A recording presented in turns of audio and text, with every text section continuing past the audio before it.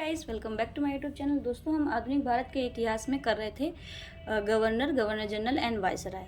तो उसका आज पार्ट 3 है। तो चलिए शुरू करते हैं। पहला क्वेश्चन हमारा स्टार्ट होता है सही सम्मेलन से किसके शासनकाल में क्या हुआ। तो चलिए देखते हैं। सर जॉन शोर मतलब निष्क्रियता, लॉर्ड एलनबरो सिंध का विलय, लॉर्ड डलहौजी अवध का विलय, लॉर्ड वेलेजली चतुर्थ आंग्ल मैसूर युद्ध हुआ था। चलिए आगे देखते हैं। वीडियो पसंद है तो चैनल को लाइक करें, कमेंट करें, शेयर करें। साथ ही साथ चैनल को सब्सक्राइब करना ना भूलें और अपना सपोर्ट इसी तरह से बनाए रखें। और इसी तरह की वीडियो पाने के लिए मेरे चैनल को फॉलो करना ना भूलें। नेक्स्ट है, फिर से सही सम्मेलन दिया हुआ है। लॉर्ड डलहौजी अवध का विलीनीकरण हुआ था। लॉर्ड डफरिन के शासनकाल में क्या हुआ? भारतीय राष्ट्रीय कांग्रेस की स्थापना हुई। Lord William Bentinck charter act 1833 पारित हुआ था। लॉर्ड लिंटन द्वितीय आंग्ल अफगान युद्ध प्रारंभ। लॉर्ड लिंटन में क्या हुआ था? द्वितीय आंग्ल अफगान युद्ध का प्रारंभ हुआ था। वह गवर्नर जो चतुराई पूर्ण निष्क्रियता, याद रखिएगा क्या कर रहा है ये, चतुराई पूर्ण निष्क्रियता की नीति के साथ जुड़ा रहा, तो वो हैं सर जॉन लॉरेंस। कौन है? Sir John Lawrence.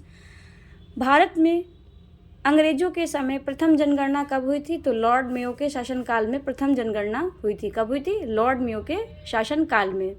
वह वायसराय जिसकी हत्या अंडमान निकोबार द्वीप समूह में जब वे भ्रमण पर गए थे एक दंडित अपराधी द्वारा की गई, तो वो कौन थे? Lord Mayo. लॉर्ड मेयो की हत्या अंडमान निकोबार में हुई थी जब वो भ्रमण करने गए थे। और किसके द्वारा हुई थी? एक दंडित अपराधी, मतलब जिसको कोई दंड दिया गया था उसके द्वारा हुई थी। उनका नाम है लॉर्ड मेयो। अफगानिस्तान के प्रति एक जोश भरी अग्र मतलब फॉरवर्ड नीति का अनुसरण करने वाला गवर्नर कौन था? तो उस नीति का अनुसरण करने वाला गवर्नर लॉर्ड लिंटन था। कौन था? Lord Linton. एक मिनट चाहता हूँ।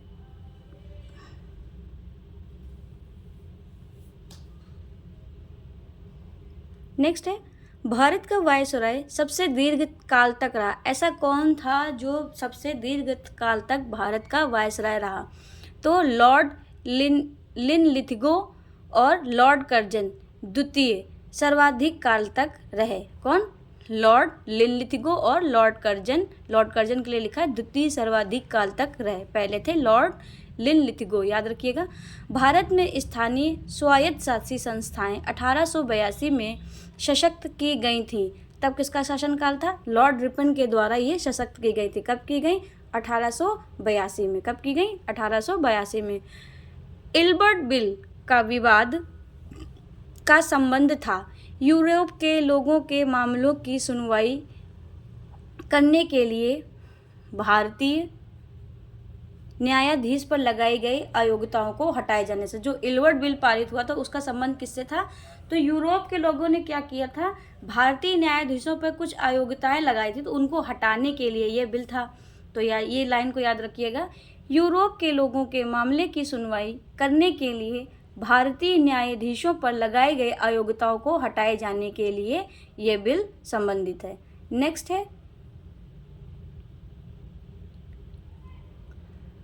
महिलाओं तथा बच्चों की कार्यावधि के घंटों को सीमित करने तथा स्थानीय शासन को आवश्यक नियम बनाने के लिए प्राधिकृत करने के लिए एक प्रथम फैक्ट्री अधिनियम का अभिग्रहण किया गया। तो किसके शासनकाल में किया गया था? लॉर्ड रिपन के कार्यकाल में किया गया। जो महिला और बच्चे अधिक घंटों तक के काम करते थे और वहाँ के स्थानीय शासन जो था उसके लिए कुछ आवश्यक नियम बनाए गए, उसके लिए एक फैक्ट्री अधिनियम लाया गया। तो किसके शासनकाल में लाया गया था? तो लॉर्ड रिपन के शासनकाल में लाया गया था। फिर है,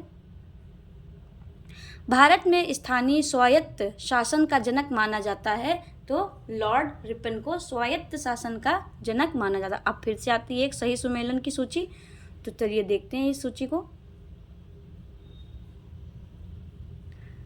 रॉबर्ट क्लाइव या क्लाइव बंगाल में दोहरा शासन से संबंधित हैं। बेंटिक अंग्रेजी शिक्षा से संबंधित हैं। चार्ल्स मेटकॉफ प्रेस पर प्रतिबंध हटाना। चार्ल्स मेटकॉफ किससे संबंधित है? प्रेस पर से प्रतिबंध हटाना। लॉर्ड विलियम बेंटिक सती प्रथा का निदेश। लॉर्ड विलियम बेंटिक सती प्रथा का निदेश। लॉर्ड रिपन स्वायत्त शासन और लॉर्ड कर्जन बंगाल का विभाजन। लॉर्ड रिपन स्वायत्त शासन से और लॉर्ड कर्जन बंगाल का विभाजन से।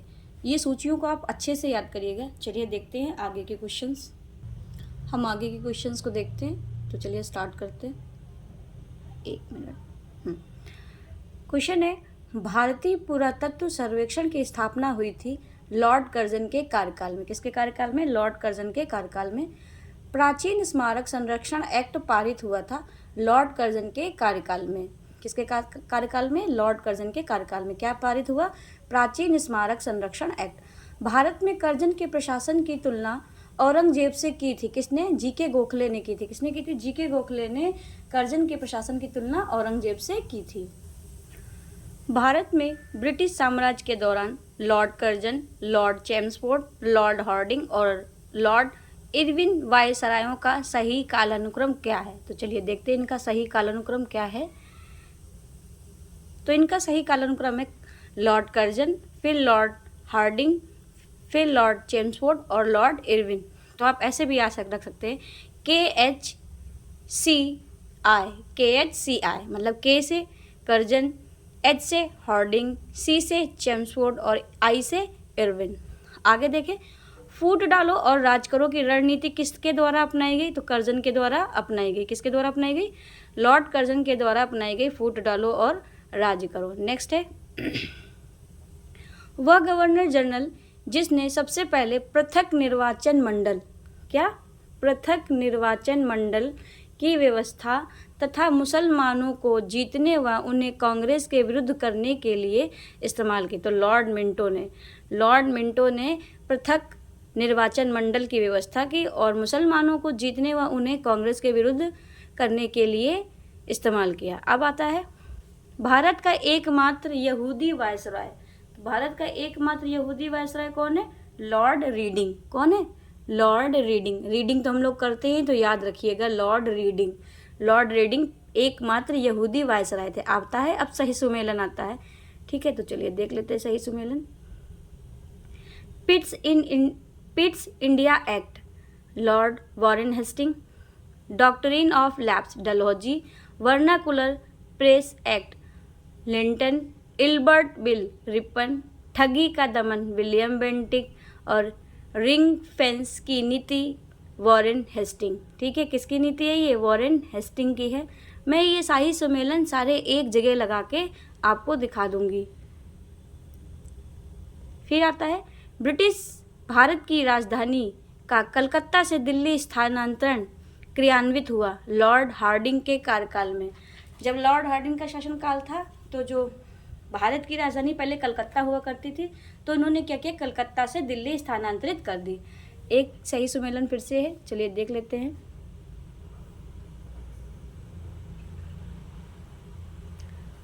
चूक का सिद्धांत या हड़प नीति, डलहौजी ने अपनाई। बंगाल का विभाजन, लॉर्ड कर्जन। बंगाल में दोहरा शासन, क्लाइव। और सामाजिक सुधार बेंटिक के शासनकाल में हुआ। फिर से सही सुमेलन देखते हैं, एक और है। 1 मिनट।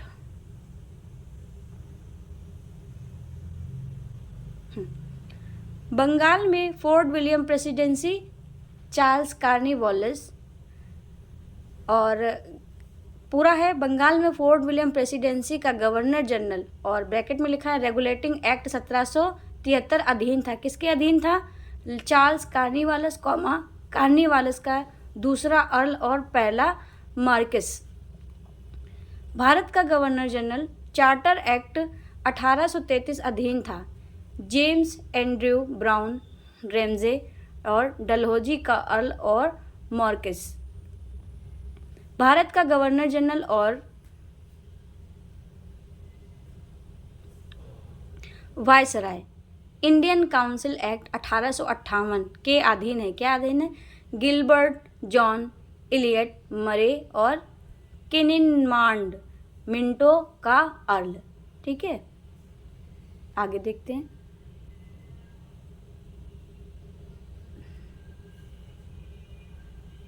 ये थोड़े बड़े बड़े हैं, समझने की जरूरत पड़ेगी इनको।